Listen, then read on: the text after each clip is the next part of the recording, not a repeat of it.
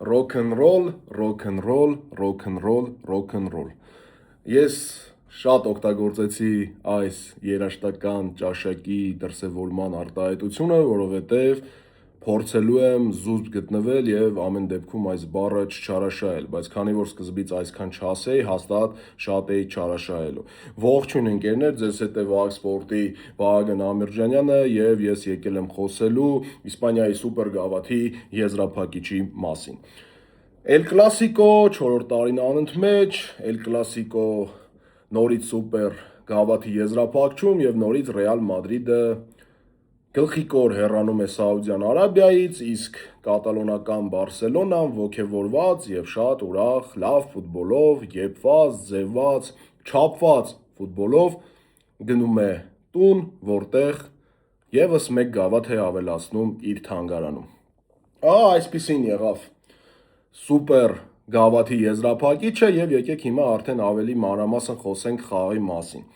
Խաղի առաջին 15-25 րոպեները այնպիսի տպավորություն էր, որ երկու թիմերն էլ շատ հոգնած են կամ հավես չունեն խաղալու, չափից դուրս զգուշավոր էին խաղում եւ ոչ մեկը չէր փորձում ռիսկի դիմել։ Իհարկե դա գուցե գալիս էր նաեւ նրանից, որ Չաբի Ալոնսոն որոշել էր այս Բարսելոնայի դեմ օգտագործել ցածր բլոկ եւ պաշտպանվել ամբողջ թիմով եւ խաղալ 3 կենտրոնական պաշտպանով պաշտպանվելիս եւ իհարկե այնտեղ մտածել էր նաեւ շատ հանճարեղ գաղափարներ, որոնց մասին մենք դեռևս կխոսենք։ Ինչ վերաբերվում է խաղի առաջին 15-25 րոպեներին, շատ միապաղաղ հանգիստ էր, այնտեղ շատ քիչ էին հնարավորությունները, միայն Վինիսիուսի անհատական խաղի շնորհիվ այնտեղ մեկ պաս ստեղծվեց Սուրանկյունից, սակայն Վինիսիուսը շտապեց եւ հարվածեց։ Մեկ անգամ կարող էր Վինիսիուսը Գոնսալո Գարսիային մեն-մենակ թողնել, բայց նորից շտապեց եւ Էրիկ Գարսիան փակեց, այնտեղ Ռաֆինյայի շատ վտանգավոր հարվածն ենք հիշում, Բարսելոնայի եւս մի քանի փորձեր Ռեալի տուգանային հրապարակում, որոնք այդքան էլ սուտ չէին ստացվում, Գոնսալո Գարսիայի հարվածը, մի խոսքով, բայց ընդհանուր առմամբ շատ հանգիստ մթնոլորտում էր ընթանում, Բարսելոնան ամբողջովին տնօրինում էր գնդակը, Ռեալն էլ փորձում էր խաղալ հակագրոնների վրա, հակագրոններ, որը իրենից ներկայացնում էր ամբողջ թիմով ինչքան հնարավոր է պաշտպանվենք, տանք Վինիսիուսին, թող մի բան անի, ասա էր տակտիկական զինանոցը Չաբի Ալոնսոյի եւ Ռեալ Մադրիդի այս խաղում։ Խաղի 25-րդ րոպեից գնալով Բարսելոնան սկսեց ակտիվացնել տեմպը, դաշտի կենտրոնում Ռեալ Մադրիդը կոպտագույն սխալ թույլ տվեց, Ռոդրիգոն սխալվեց, Ջուդը չկարողացավ օգնել, Կամավինգան կորավ այդ պահին, Չուամենին դիրքային սխալ արեց, ով այսօր խաղում էր կենտրոնական պաշտպանի դիրքում եւ Ռաֆինյան բացեց խաղի հաշիվը։ Սրանից հետո խենթությունը սկսեց իրական El Clásico-ն։ Գոլից հետո Բարսելոնան ուներ առավելություն, Բարսելոնան մի քանի հարվածներ կատարեց, այնտեղ Յամալը հարվածեց, Ֆերմինը հարվածեց եւ Կուրտուան փրկեց, մի քանի անկյունայիններ եղան վրա, բարձը ընկավ եւ այսպես էլ ընկավ Ռեալ Մադրիդի տրամադրությունը այդ գոլից հետո եւ այդ ճնշումից հետո, բայց այս ամեն ինչին դեմ էր Վինիսիուս Ջունիորը, ով հիշեց, թե ով է նա, հիշեց 23-24 մրցաշրջանի պրայմ Վինիսիուսին, խփեց իր կարիերայի ամենագեղեցիկ գոլերից մեկը, դառնալով Ռեալ Մադրիդի պատմության եզրափակիչներում ամենաշատ գոլային փոխանցում կատարած ֆուտբոլիստը, հավասարվելով իհարկե այնտեղ Ռոնալդոին եւ Բենզեմային 21-րդ դարում, նաեւ Պուշկաշին 21-րդ դարում իհարկե նա լավագույնն է խաղերի քանակով եւ կատարած գոլային փոխանցումներով գոլերով, բայց ցավոք սրտի այդ գոլը միայն օգնեց նրանով, որ Ռեալը վերադարձավ խաղ։ Բայց ընդամենը մի քանի րոպե հետո, երբ մրցավարի հետև ավելացրած 3 րոպեները վաղուց սպառվել են ու ես երբ որ խաղը դիտում էի Լոս Բլանկոսի գլխավոր ադմին Մեհերի հետ, ասում էի մրցավարը արդեն պետք է վաղուց սուլի։ Մրցավարը չէր սուլում։ Այնքան չսուլեց, որ նախ խայտարակ նորից կենտրոնական պաշտպանի դիրքում Չուամենին սխալվեց, որովհետև այնտեղ կտրվեցին Հոյսենի հետ, այնտեղ չեմ խոսում Ռաուլ Աստրոյին աջ պաշտպանի խաղացնելու հանճարեղ գաղափարը, երբ դու ունես եփված պաշտպանական քարյակ, երբ խաղում է Վալվերդեն աչից, երկու կենտրոնական պաշտպան եւ Կարրասը ձախից, բայց մենք դեռևս այդ տակտիկական հանճարեղ գաղափարին ավելի մանրամասն կանդրադառնանք։ Եվ Չուամենին կենտրոնական պաշտպանի դիրքում Հոյսենին չհասկացան, թե ով պետք է փակի Լևանդովսկին, 5 պաշտպան մի գծով կանգնած, դաշտի կենտրոնում իհարկե չկա հենակետային կիսապաշտպան, որովհետև Չուամենին չգիտես ինչու խաղում է կենտրոնական պաշտպանի դիրքում, թերևս միակ լոգիկան, որ խաղում էր, դա այն էր, որ Ռոբերտ Լևանդովսկին պետք է այս խաղում 1 միլիոն գլխով գոլ խփեր եւ Չուամենին դրել էին որպեսի ծերուկին, լեհ ծերուկին կասեցներ եւ նրա գլխի աղետալի հարվածներից պաշտպանել Ռեալ Մադրիդին, բայց թե թքած թե ինչ կլիներ պաշտպանության տակտիկական մասով, ինչ դիրքային սխալներ կաներ Չուամենին։ Մի խոսքով եղավ այդ գոլը, հետո մրցավարը նորից թողեց, որ թիմերը խաղան, եղավ նաև Գոնսալո Գարսիայի գոլը, այնտեղ իհարկե Բարսելոնայի պաշտպանությունը չէր լինի, Բարսելոնայի պաշտպանությունը, թե իրենք մրցակցին հնարավորություններ չտային գոլեր խփելու, եւ Գոնսալո Գարսիան հավասարեցրեց հաշիվ, կատաղած խաղի վերջ 2-2 առաջի խաղակեսում եւ գնացինք ընդմիջման։ Ընդմիջումից հետո Ռեալ Մադրիդը արդեն համեմատաբար ավելի լավ տեսք ուներ, ավելի խիզախ էր փորձում խաղալ այդ վախկոտ ֆուտբոլը, այդ ավտոբուսը եւ այդ տանկ Վինիսիուսին մի բան անին, ինչ որ ձև փոխվեց, Ռեալը սկսեց ավելի վստահ խաղալ գնդակով, բայց սակայն ինչն էր ցավալին, որ միակ սրությունը ամեն դեպքում գալիս էր մեկ ֆուտբոլիստից, Վինիսիուս Ժունիորից, եւ չկար մի ֆուտբոլիստ, որը կարողանում էր այդ առումով ինչ որ բան սրել։ Իսկ Բարսելոնան իր նույն ոճով խաղում էր հանգիստ իր ֆուտբոլը, դաշտի կենտրոնում փորձում էր առավելություն ստեղծել Պեդրի եւ Դե Յոնգի միջոցով, որոնք ֆանտաստիկ հանդիպում անցկացրեցին եւ ամբողջ խաղում դաշտի կենտրոնում առավելություն ունեցան։ Իհարկե ինձ թվում է նաեւ Պեդին Դե Յոնգը զարմացան, երբ որ հասկացան, որ Ռեալը որոշել է այս խաղում ավելի լավ է պաշտպանվելից խաղալ 3 հատ կենտրոնական պաշտպանով, բայց չունենալ կիսապաշտպան, նոմինալ հենակետային կիսապաշտպան Բարսելոնայի հետ խաղալիս, իսկ ներկայիս Բարսելոնան պարզ ցույց է տվել, որ 95-ից 96% դեպքերում եւ վերցնում է դաշտի կենտրոնը ու մրցակիցը փորձում է ամբողջ թիմով պաշտպանվել ու հակագերոներով խաղալ, 95-ից 96% դեպքերում Բարսելոնան հաղթում է։ Միակ բացառությունը, որը թոփ թիմի դեմ եղել է անցած տարի, որ այդպես Բարսելոնան չի հաղթել, դա եղել է Չեմպիոնների լիգայում Ինտերը եւ կարող ենք նաեւ հիշել Ատլետիկո Մադրիդի հետ առաջին հանդիպումը Լա լիգայում անցած մրցաշրջանում, բայց այնտեղ ուղղակի ռեալիզացիան կախած։ Թերևս նորից եմ կրկնում, ռեալիզացիան միայն այն թիմի խնդիրն է, որը չի կարողանում խփել իր գոլերը։ Եթե Ռեալ Մադրիդը օրինակ Ատլետիկո Մադրիդին անցավ, հենց այդ նույն պատճառով, որտեղ Ատլետիկոն ռեալիզացիան չէր իրացնում, ապա այս խաղում էլ ասում են, թե ավելի լավ ռեալիզացիա ուներ Ռեալ, ավելի լավ ֆայր ուներ Ռեալը եւ ավելի շատ XG ուներ, թերևս դա կատարյալ սուտ է եւ առաջին խաղակեսում եւ երկրորդ խաղակեսում XG-ներով Բարսելոնան գերազանցում է Ռեալ Մադրիդին եւ այդ ստատիստիկական բոլոր այդ այսպես ասած անկեղծացումները, այդ բոլոր միջոցները, որպեսզի արդարացնեն, թե Ռեալ Մադրիդը վատ չէր խաղում, բայց պարտվեց, իհարկե դրանք միֆ են։ Եվ երկրորդ խաղակեսում եկավ պակ, արդես թե Վալվերդեն վնասված ստացավ, իհարկե այդ ժամանակ, երբ որ Վալվերդեն փոխանցվեց եւ խաղադաշտ մտավ Արդա Գյուլերը, արդեն պարզ էր, որ աջ եզրը արդեն վաղուց հանձնել էին, բայց պետք է հանձնեին վերջնականորեն, որտեղ դաշտ է մտնում Արդա Գյուլերը, որ իհարկե ֆիզիկապես 0 ֆուտբոլիստ է եւ չի կարողանալու օգնել աջ պաշտպանին,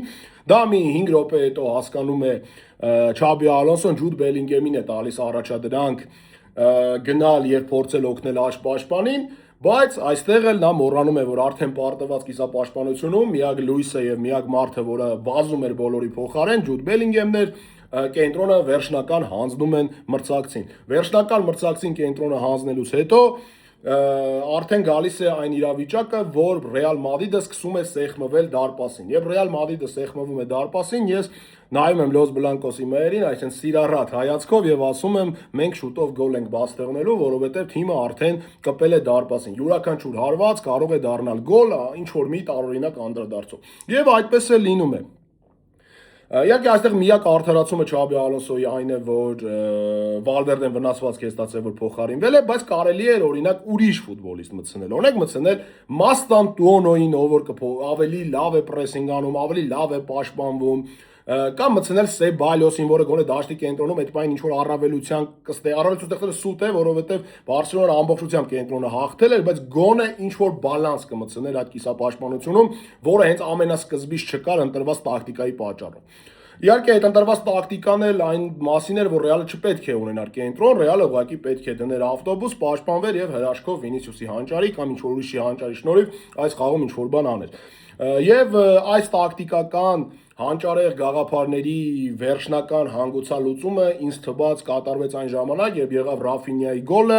եւ Ռեալը դրանից հետո որոշեց փոխարինել Վինիսիուս Ջունիորին։ Բայց այստեղ էլ Չաբի Ալոնսոն իրեն փրկեց հարցազրույցում ասելով, որ Վինիսիուս Ջունիորը ինքն է խնդրել փոխարինվել, որովհետեւ ուներ խնդիրներ։ Հավատում ենք, ես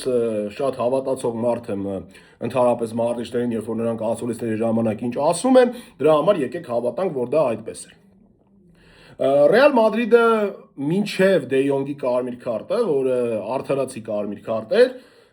ոչ մի պատճ չի ստեղծել, որովհետև խաղի միակ սուր ֆուտբոլիստը դուրս էր եկել եւ ով որ դաշտում էր, այնտեղ Մբապեն մտավ, որ ընդհանրապես պատրաստ չէր խաղում եւ քայլում էր դաշտում։ Ընդհանրապես Արդա Գյուլերի եւ Մբապեի փոխարինումներից հետո Ռեալը սկսեց խաղալ 9 հոգով։ Քանի որ Վինիցիուսը եւս արդեն վերջում չօգտատություն զգացվում էր եւ մինչեւ փոխարինվելը կարելի է ասել, որ կա նրանից սրություն, բայց թիմային պաշտպանության պրեսինգի տեսանկյունից ինչ որ բան փոխելու տեսանկյունից Ռեալը այդ ժամանակ խաղում էր 8 հոգով։ Եվ սա արդեն այն է, որ փոխարինումները, սխալ կենտրոնային փոխարինումները գալիս էին մեկը մեկի հետևից։ Յուրաքանչյուր փոխարինումից հետո Ռեալը ավելի էր թուլանում, քան ուժեղանում էր։ Բայց այստեղ Ալոնսոին նորից կրկնում եմ, փրկում է այն հանգամանքը, որ այդ ֆուտբոլիստները վնասվածք են ստացել, այդպես են գոնե մամուլում ասում եւ իրենք են ցանկացել փոխարինվել։ Բայց իհարկե կարելի էր փոխարինել այլ ֆուտբոլիստներով, կարելի էր այլ բաներ մտածել, թերևս այլ բաներ թող մտածեն պրոֆեսիոնալ վերլուծաբանները, իսկ աշխարհի լավագույն մարզիչ Չաբի Ալոնսոն ինչ ուզում է կանի, ինչ ուզում է կմտածի, կարևորը վերջում Ռեալի երկրպագուները կասեն, նա մեր Չաբի Ալոնսոն է, նա ստեղծել է այնպիսի Ռեալ, որ մենք հպարտորեն ասում ենք, սա իմ Ռեալ Մադրիդն է։ Ռեալ Մադրիդ, որը խաղում է rock and roll։ Ինչ էի ուզում ասեի, դրանից հետո լինում է կարմիր քարտը, Ռեալը վերջում երկու վտանգավոր պահ է ստեղծում, այնտեղ Կայլերասը անհավանական վրիպում է թույլ տալիս, Ռաուլ Ասենսիոն ուզում է հիշել, որ նա Սերխիո Ռամոսի հետնորդն է, բայց չի կարողանում գլխով հարվածել, ինչպես որ հարկն է շատ նպաստավոր դիրքից, հարվածում է ուղիղ Ժուան Գարսիայի վրա, փուչիկներ, սայլուտ, ուրախություն, մարդիկ, աղջիկներ, վիսկի եւ Բարսելոնան դառնում է Իսպանիայի սուպեր գավաթակիր։ Այսպիսին էր խաղը ընդհանուր 90 րոպեները, որտեղ կար կարծիք, թե Ռեալ Մադրիդը ավելի լավ էր խաղում, ուներ շատ լավ պլան, բայց իրականում Ռեալը որոշել էր նոր հեծանիվ ու այդ նոր հեծանիվը պետք է պայքարեր մի մարզչի դեմ, որը միշտ ունի հստակ, եփված, ձևված պլան, որը Իսպանիայում գերակա աշխատում է։ Այո, աշխատում է ամբողջովին։ Իսպանիայում Բարսելոնայի այն մարտավարությունը, որ դուք խփեք մեզ ինչքան կարաք, իսկ մենք կխփենք ձեզ ավելի շատ, աշխատում է իդեալական։ Եվրոպայում էլ դա այնպես չի, որ ամբողջովին մարել է եւ ամբողջովին չի աշխատում, բայց այնտեղ հասկանում ենք, որ կան ինչ-որ ուժեղ թիմեր, որ կարող են Բարսելոնայի այդ խաղաոճի դեպքում Բարսելոնային շատ ծանր պատիժ տալ, բայց սա իհարկե Եվրոպայի մասին չէ, սա Իսպանիայի մասին է, որտեղ արքայական թագը արդեն վաղուց Բարսելոնայի գլխին է։ Բարսելոնան հիմա արքայական թագով այս պահին Իսպանիայի լավագույն թիմն է, անգամ չլինելով իր, այսպես ասած, ամենաուժեղ վերսիան։ Իմ կարծիքով անցած տարվա Բարսելոնան ավելի ուժեղ էր, բայց այս տարվա Բարսելոնան է իր ստաբիլությամբ հիացնում է։ Վերջին 10 խաղում հաղթել են, որոնցից 5-ը եղել է չոր, եւ ունեն մարզիչ, որը ինչ որ մի բան որ ասում է, իր խոսքի տերն է։ Երբ որ մարզիչը Չելսի հետո պարտվելուց հետո ասում է, որ Բարսելոնան փոխվելու է, Բարսելոնան փոխվում է։ Բարսելոնան այդ խաղից հետո Լա Լիգայում հաղթել է բոլոր խաղերը։ Էլ Կլասիկոից պարտվելուց հետո նրանք հաղթում են ամեն ինչ։ Նրանք ցույց են տալիս, որ իրենք այս բանին ճիշտ ճանապարհի վրա են։ Այո, Բարսելոնան պաշտպանությունում ունի խնդիրներ, բայց այդ պաշտպանության խնդիրները գալիս են Բարսելոնայի խաղաոճից։ Սա ընտրված, եփված, ձևված, որոշված, հստակեցրած խաղաոճ է, ընկերներ, որտեղ Բարսելոնան միշտ ռիսկի է դիմում եւ Բարսելոնայի դեմ յուրաքանչյուր մրցակից ավելի շատ պահեր կարող է ստեղծել կամ ունենալ, բայց Բարսելոնան ամեն դեպքում ավելի շատ գոլ կխփի եւ դա աշխատում է եւ աշխատեց իհարկե նաեւ այս խաղում։ Հիմա եթե Ռեալը չի ռեալիզացնում իր պահերը, իսկ Բարսելոնան ռեալիզացնում է իր պահերը, սա հստակ խոսում է նրա մասին, որ Բարսելոնան ավելի լավն է։ Բացի դրանից երբ ասում են Ռեալ Մադրիդի բախտը չբերեց, հաջողությունը Ռեալ Մադրիդի հետ չէր, ապա Ատլետիկո Մադրիդի խաղից հետո ինչի չէիք ասում այդ նույն բանը, որ Ատլետիկոյի բախտը չբերեց, որովհետև Ատլետիկոն ավելի շատ պայեր ստեղծել, ավելի վտանգավոր էր ու պետք է հաղթեր այդ խաղում, եթե ռեալիզացիան չկաղար։ Իսկ ինչի է հիմա, երբ որ Ռեալի ռեալիզացիան է կաղում, իրավիճակը կտրուկ փոխվում է այդ մարդկանց մոտ, ես չեմ հասկանում։ Իհարկե Ռեալի սելեկցիոն աշխատանքը շատ վատն է, ունենալով ֆինանսական 5-6 անգամ ավելի լավ վիճակ, քան Բարսելոնան ավելի լավ թիմ ու կորիզ ունի, եւ այդ քանդված Բարսելոնայից հետո ավելի լավ թիմ է ստեղծել, քան Ռեալ Մադրիդը ունենալով այդպիսի հսկայական հնարավորություններ։ 24-25 թվականի սելեկցիայի խայտառակ աշխատանքից հետո եւ վերջնական ամենամեծ կատարյալ սխալը կատարելուց հետո, երբ որ դու մի ֆուտբոլը, որտեղ Եվրոպայում ոչ մեկը չէր հասկանում, թե որն է Ռեալ Մադրիդի իրական խաղաոճը,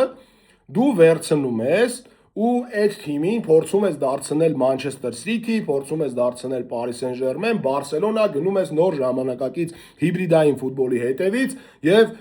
բերում ես մարզիչ, որը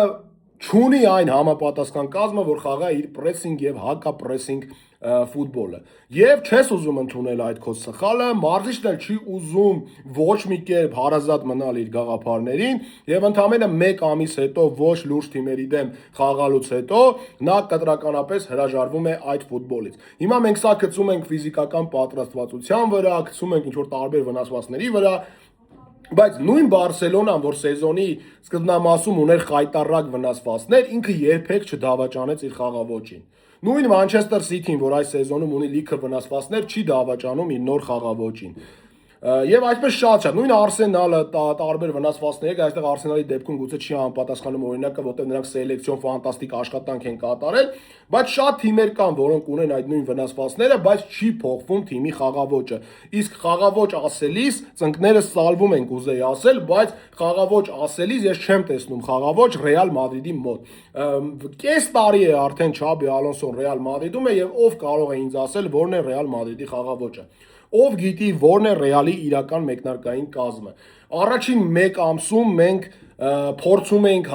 գալ ինչ-որ ուղղվածությամբ, փորձում ենք հասկանալ, որ Ռեալը այս ուղին է բռնել, այդ պրեսինգ, հակապրեսինգ, դա ինչ-որ չափով ստացվում էր, բայց երբ Ռեալը առաջին լուրջ մրցակցին հանդիպեց, մի անգամից տամ, պյու։ Ռեալը ջախջախվեց Ատլետիկո Մադրիդից 5-2։ Հետո դրանից հետո թվաց թե թիմը լավ արձագանքեց, բայց ինչ եղավ El Clasico-ից հետո շատ հուզիչ է Ռեալ Մադրիդի երկրպագուների համար։ Եվ այս ամբողջ իրականության մեջ կա հակառակ կողմը, Բարսելոնան, Ֆլիկը,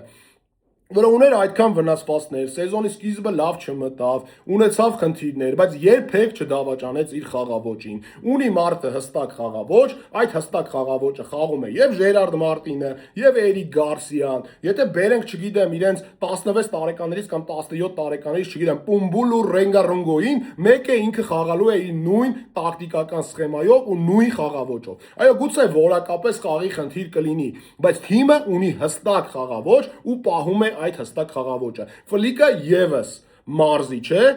որը համակարգային է։ Ալոնսոն եւս մարզիչ է, որ համակարգային է։ Ալոնսոն եկել է ավելի ուժեղ ֆինանսական թիմ, որտեղ ինքը ուզել է տրանսֆերներ բացի կիսապաշտպանից, այսպես ասված կիսապաշտպանից բոլոր իր ուզած տրանսֆերները եղել են։ Հիմա թե ով վնասվածք ունի, ով չունի, ինչա, ոնց է, խիա, սա հարցի մյուս կողմն է, որովհետեւ եթե անցած տարի Ռեալ Մադրիդը ուներ այդքան կորուստներ ու ոչ մի տրանսֆեր չստացավ, ոչ մի խնդիր չստացավ, թիմի աջ պաշտպանը Լուկաս Վասկեսն էր արդեն զառամյալ, որը ընդհանրապես աջ պաշտպան չի, նոր ակադեմիայից բուսնած ծաղիկ Ռաուլ Ասենսիոն էր, նրա կողքին ամբողջ սեզոն վնասվածքով խաղացած Ռուդիգերն էր,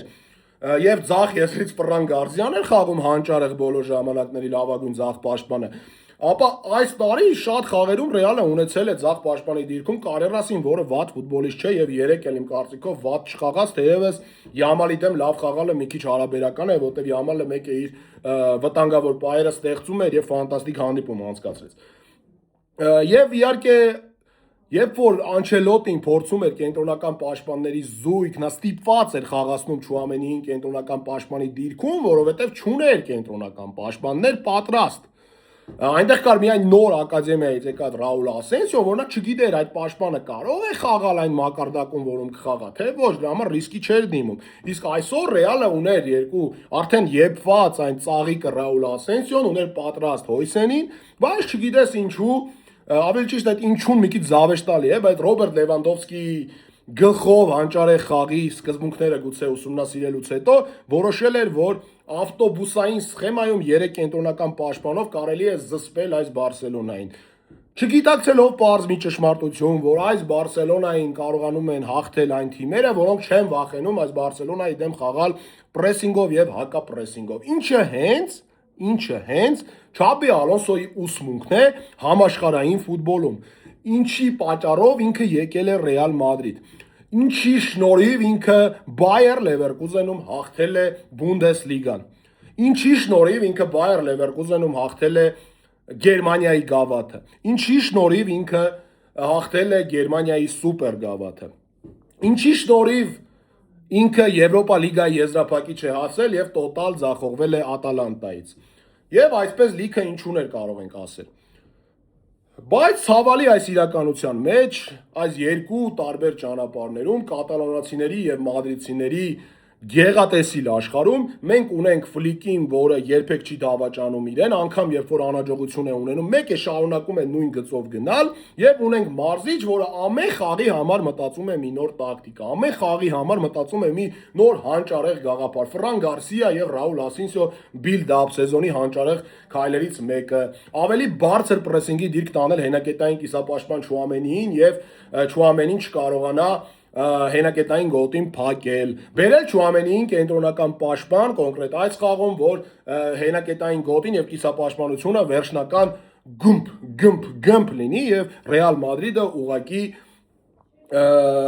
չկարողանա դիմակայել Բարսելոնայի ամենաուժեղ կողմին։ Սա է ներկայիս Ռեալ Մադրիդը, այո, կան վնասվածքներ, կա ֆիզիկական գուցե ֆուտբոլիստների վատ վիճակ, կա թիմի լիդեր ֆուտբոլիստ Կիլիան Մբապեն, որը որոշեց խաղալ թեթև վնասվածքներով գավաթային խաղերում, որպեսզի գերազանցի Կրիստիանո Ռոնալդոյի իր կուրքի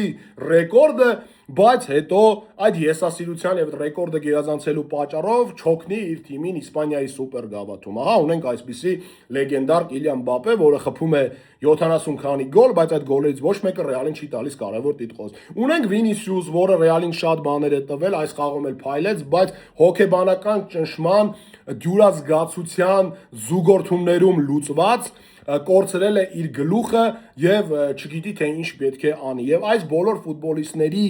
բացելու խնդիրը, ես բոլոր ֆուտբոլիստերին ճիշտ հրահանգներ տալու գործողությունը ընդհանրապես համաշխարհային ֆուտբոլում տրված է մարզչին։ Եթե ֆուտբոլիստները ունեն խնդիր, մարզիչը պետք է լուծի այդ խնդիրները։ Այսինքն ամեն ինչ այն մարդիկ, ովքեր գցում են ֆուտբոլիստների վրա, ես հասկանում եմ, երբ մեղադրում են ղեկավարությունը, որտեղ հիմնական մեղավորը վերևներում են միշտ։ Բայց ինչպես ասում է դասականը, ես բողոքում եմ արագիլներից, որտեղ եթե բողոքեմ վերևներից, իմ գլուխը կջարդեն։ Հիմա այս իրավիճակն է, մենք չենք բողոքում վերևներից, որովհետև վերևների նշանակած մարզիչը պետք է փորձի այդ բոլորին համակարգել, պետք է փորձի այդ բոլորի հետ լեզու գտնել։ Այո, հիմա հանդերձանում թվում է թե բոլոր խնդիրները լուծվել են, բայց ինչից եկան այդ անհաջողությունները։ Եկան այն ժամանակ, երբ հանդերձանում սկսվեց խնդիրներ մարզչի եւ մի շարք ֆուտբոլիստների մեջ, որոնցից մեկը Ֆեդե Վալվերդեն էր, որի շնորհիվ մենք հաղթեցինք Ատլետիկո Մադրիդին, ամենանվիրյալ Ռեալ Մադրիդի ֆուտբոլիստներից մեկը, որին մեղադրում էին, թե նա է մեղավորը, որ Չաբի Ալոնսոն վատ ֆուտբոլ է խաղում։ Վինիսիուսին էին մեղադրում, որ նա է մեղավոր, թե վատ հարաբերությունի ինադու չեն խաղում, դրա համար Չաբի Ալոնսոյի Ռեալը վատ ֆուտբոլ է խաղում։ Այս երկու ֆուտբոլիստները հիմա լավ ֆուտբոլ են խաղում։ Այս երկու ֆուտբոլիստները կարևոր այս խաղերում լավ խաղացին։ Վալվերդեն հաղթեց Ատլետիկոյին, Վինիսիուսը երկու անգամ փայլել է Էլ Կլասիկոյում եւ այլն, բայց Ռեալի խաղը դրանից չի փոխվում, ընկերներ։ Հասկանում եք, երբ որ անցած տարի գրեթե այս նույն ոճով Ռեալ Մադրիդը Իսպանիայի գավաթի եզրափակում պարտվեց Բարսելոնային, այն նույն մարդիկ, որ հիմա Ալոնսոյին ամեն ձև բարձրացել են իրենց գլխին ու ուրիշ մեղավորներ են փնտրում, իրենց պատմության լավագույն մարզչին Կարլո Անչելոտին, ասում էին հաջողություն, եղբայր, ասում էին դու խայտարակություն ես, ինչի ես խաղում այսպես, բայց նա ստիպված էր այդպես խաղում, ընկերներ, նա ստիպված էր այդպես խաղում, ու նրա խաղում ավելի մեծ շանսեր կար տիտղոսը նվաճելու, քան նույն այսօրվա խաղում։ Ավելի շատ է Ռեալը այդ ժամանակ տիրում գնդակին, քան ներկայիս Ռեալ Մադրիդն է տիրել գնդակին ու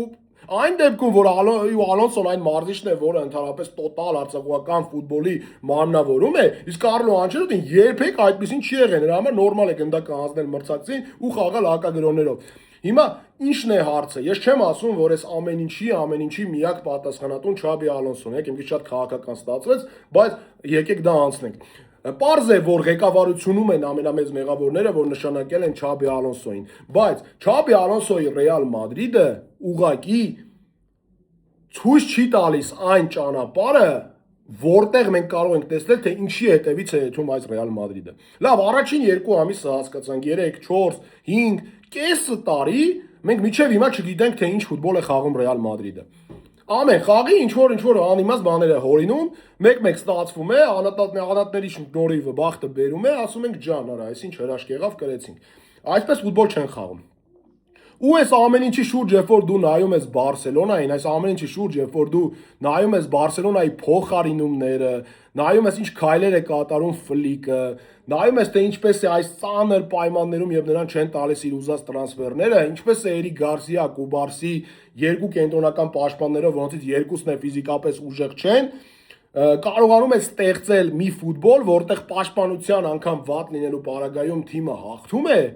ուղղակի երանի է տալիս այդ մարզչին։ Երանի է տալի, որ մրցակիցը ունի այդպիսի մարզիչ, ու ուզում ես դու էլ ունենալ այդպիսի մարզիչ, բայց դու չունես այդպիսի մարզիչ։ Իսկ երբ որ ունեիր այդպիսի մարզիչ, այդ մարզիչին չտվեցիր գոնե մի պուճուր sense հույս, որ ինքը կարողանա քո հետ հաջողության հասնի նորից։ Ամեն դեպքում այս տարվա երկրորդ Էլ Կլասիկոն նորից չստացվեց այնպես, որ մեկ թիմը մյուսի նկատմամբ ուներ առելի առավելություն կամ հաղթեց խոշոր հաշվով եւ այլն, բայց պետք է հստակ նշենք, որ Բարսելոնան ամբողջ խաղի ընթացքում գիտեր ինչ էր անում։ Նրանք տնօրինում էին խաղը, նրանք տիրել էին գնդակին, հասկանում եք, երբ որ Բարսելոնան տիրում է գնդակին Ռեալի հետ, դա նորմալ է։ Դա նորմալ է, ընկերներ։ Նորմալ չէ, երբ որ այդ գնդակի տիրապետումը փոխվում է։ Օրինակ, երբ որ մարզիչը ինքը այլ ֆուտբոլի դավանող է։ Կարլո Անչելոտիի օրոք, օրինակ, նորմալ էր, երբ որ Ռեալը գնդակին շատ չէր տիրում։ Բայց երբ որ մենք լսել ենք, թե ինչ ֆուտբոլ է ուզում խաղալ Ալոնսոն, եւ ինչ ֆուտբոլ է հիմա խաղում, հարցեր են առաջանում։ Հարց չկա, թող Ալոնսոն ուղիղ կանգներ, ասեր կներեք, ես դեմից այսպիսի ֆուտբոլ եմ ասել, բայց այս պահին մենք պատրաստ չենք այդպիսի ֆուտբոլ խաղալու, դրա համար ես խաղում եմ հիմա այսպիսի ֆուտբոլ։ Այդ ժամանակ գոնե ինչ որ ձև դու կհասկանայիր այդ մարզչին ու կհասկանայիր, թե ինչի հետևից է գնում Ռեալ Մադրիդը։ Բայց դրա մասին չի խոսվում։ Մարդը գոհ է լինում այն խաղից, որը ընդհանրապես չի համապատասխանում իր ֆուտբոլային փիլիսոփայությանը։ Հասկանում եք, Ֆլիկը երբ պարտվում է, Ֆլիկը չի հրաժարվում իր փիլիսոփայությունից։ Կարող է չստացվել Բարսելոնայի խաղը, կարող է Բարսելոնան անհաջողության մատնվել, նույն Չելսիի հետ խաղը, Բրյուգեի խաղը, բայց այդ երկու խաղերում էլ Բարսելոնան չի հրաժարվել իր խաղային լոգիկայից։ Անգամ 10 հոգով մնալով Չելսիի հետ իրենք չեն հրաժարվել իրենց խաղային ոճից։ Հասկանում եք, սա առելի տարբերություն է եւ սա ամենակարևոր տարբերությունն է, որ հիմա կա Ռեալ Մադրիդի եւ Բարսելոնայի միջեւ։ Եվ հենց սա է պատճառներից մեկը, որ այսօրվա խաղում եւ այսօրվա եզրափակչում, այս կարևոր Էլ Կլասիկոյում Ֆլիկը հաղթեց իր 8-րդ եզրափակիչը 8-ից։ Ես շնորհավորում եմ Բարսելոնայի երկրպագուներին այս հաղթանակի կապակցությամբ։ Գուցե ես ինչ-որ բաներ մոռացա այս տեսանյութում ասել, գուցե ավելի շատ բաներ էի նախատեսել ասել, բայց չասեցի,